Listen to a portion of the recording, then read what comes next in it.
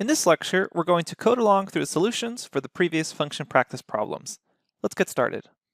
Okay, let's begin with this warm-up section.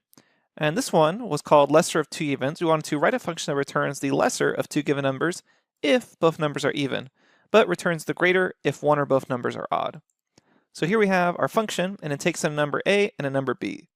The first thing we want to do is probably check if the numbers are both even, and that way we have an if statement. So we'll say if a mod 2 is equal to 0, so that is to say when you divide a by 2, does it have a remainder of 0, indicating that it's even, and the same for b. b mod 2 is equal to 0. So if this statement happens to be true, so if this condition is true, that means we have both numbers are even. So I'm going to say here both numbers are even. And in this case, when both numbers are even, we want to return the lesser of the two numbers. So we'll say the following. We're going to say if a mod 2 is equal to 0 and b mod 2 is equal to 0, let's check the greater number. If a is less than b, we're going to say result is equal to a. Else, result is equal to b. And then off of this, what we're going to do is say else. So now, one or both numbers are odd. And in this case, we want to return the greater. So we're doing the exact opposite here. If a is greater than b, say the result is a, else the result is b. And then all the way at the end here, we can return the result. Notice the indentation here. All right, so this is one way of solving this problem, just using a bunch of if and else statements. So let's run this and confirm that it's actually working for us.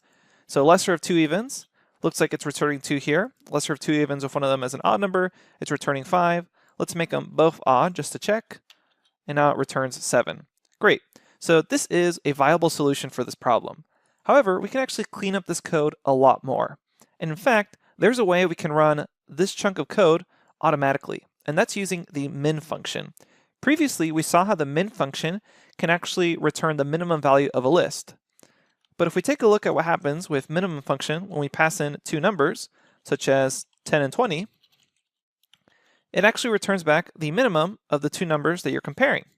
And it works with just two numbers. If you want more than that, you'll have to pass in a list. But it also works the same with the max function. So then it returns the max, either 20 here when you pass in two numbers. In which case, all I need to do is the following. I can say result here is equal to the max of a comma b. And I can then say here result is equal to the min of a and b. So we've been able to clean this up even further. And now if I run this, let's check to make sure we get back the same results here. So I get back 2 and I get back 7 when I rerun those cells. Perfect. And in fact, we can take this one step further. We can actually have multiple return statements inside here, because once you say return and it gets executed, the function will stop. So instead of saving these as results and then waiting until the very end to return your result, what we could do is just say return min ab over here, and then say return max ab over here and delete this last one.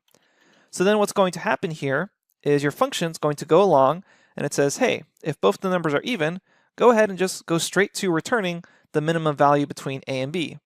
Else, then go straight to returning the maximum value of a and b. And this is probably the most efficient way to do this problem.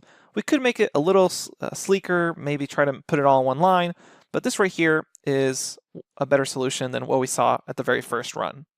And this is what you're going to see in the notebook. All right, the next question in the warm-up section was this question called animal crackers, where we wanted to write a function that takes in a two-word string and then returns true if both words begin with the same letter. So here I can see level-headed and llama both begin with L, so we return true. Crazy kangaroo begin with different letters, so we return false. So let's build this out. And we're going to do a similar thing as last time. We'll build out all the logic and then see if we can make it a little sleeker by using some keywords. So the first thing I want to do is actually grab the two words. So I'm going to create a variable called word list, and set it equal to the incoming string.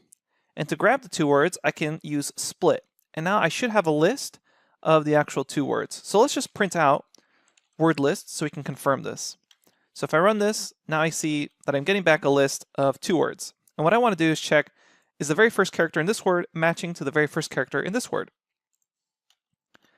So I could say that my first word is equal to word list at 0, and my second word is equal to word list at index 1.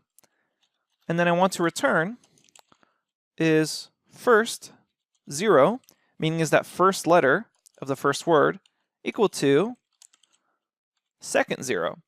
So is this first letter equal to the first letter of second? So now when we run this, I get back true and I get back false here. And we can take out this print statement now to see just the Boolean results. Now we could actually edit this a little bit.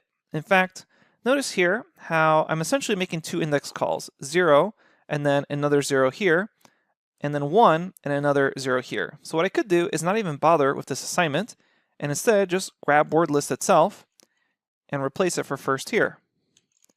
And then I could grab word list 1 here and replace it for second there. And now this is the exact same thing, except it's now using a double index call. So when I run this again, I get back the same results. Something to notice here that I'm not actually checking is just in case these 2 letters, right now they're both capitalized, and we're assuming they're both capitalized, but maybe one of them is lowercase, and I'll show you what I mean by that. Let's imagine we have crazy cat with a lowercase c. If I run this, it's going to return false, even though they are starting with the same letter. In that case, what I could do is lowercase my word split, lowercase my text, excuse me, before the split. So I could say text dot lower, and then after that, call the split. So I could either do that in a new line, but Python actually allows you to kind of tack these on one right after the other. So I'm going to do lower and then do dot split on this. So now let's run this again. And now we can see that it confirms true because it's making everything lowercase before it actually does the split. And we can see that by printing out that word list. And if I run this again on crazy cat, I notice here crazy has now been lowercased. And it would have worked the same way had we used upper, because then it would have just uppercased the cat there. So it would have confirmed capital C matches capital C. All right, so that's the basics of that animals crackers problem. All right, our last warm-up problem is a little more math-based, and it's called makes 20. And we wanted to know that given 2 integers, return true if the sum of the integers is 20, or if one of the integers themselves is 20. If neither of these is true, go ahead and return false. So let's check through these 3 cases. First, we need to check, is the sum 20? So you can say if n1 plus n2 is equal to 20, return true. And then we can have elif cases for the other ones. We can say elif n1 is equal to 20, return true. elif n2 is equal to 20, return true. And if none of these happen to be true, then we can just return false. So when I run this code and I check it, it looks like it's working. So 2 and 3 is false, 20 and 10 is true. And if we do one that sums up to 20, 10 and 10, that also returns true. But as I previously mentioned throughout the course, if you're already checking if some Boolean statement return that actual Boolean, then what we could do is put all of this on a single line. So how do we actually do that? Well, notice it's just a bunch of Boolean checks here. So we can use these comparison operators along with a logical operator such as OR. So all we actually need to do in one line is say return n1 plus n2 equal to 20, or n1 equal to 20, or n2 equal to 20. So let's check out how this is the exact same thing as all this code that we just wrote here. We're saying check if this Boolean condition is true, or this one happens to be true, or this one happens to be true. If none of these happen to be true, then we return false. So this one single line of code is doing the same thing as all of this. And we can check it out by running this, and we get back the exact same results. All right, that's it for the warm-up problems. Coming up next, we're going to go over level 1 problems. We'll see you there.